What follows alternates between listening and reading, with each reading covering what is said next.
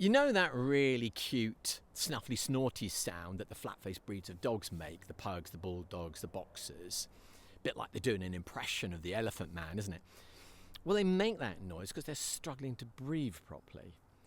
And the reason they're struggling to breathe properly is because their nostrils are deformed. And that's caused by what's known as selective breeding.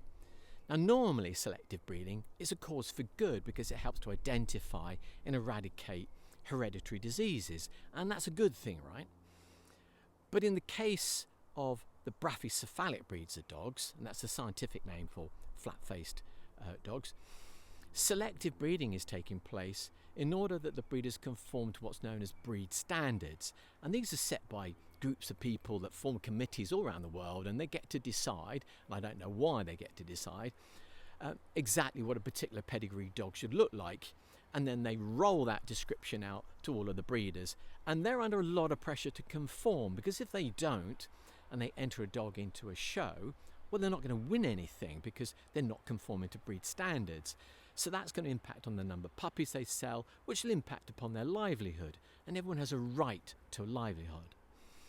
Now, my video is not having a dig at the breeders, it's not having a dig at people that own the brachycephalic breeds of dogs. It's more a concern that I have because we've just done a deep dive research into the subject of heat stress, heat exhaustion and heat stroke in dogs.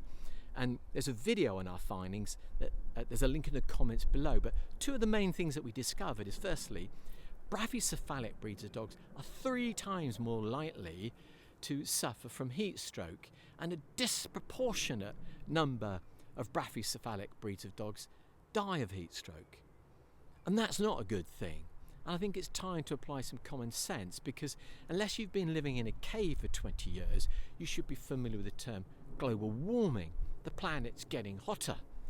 And in Britain, we've just had our 3rd heat wave, temperatures of 35 degrees centigrade, and there's another heat wave coming in a week's time.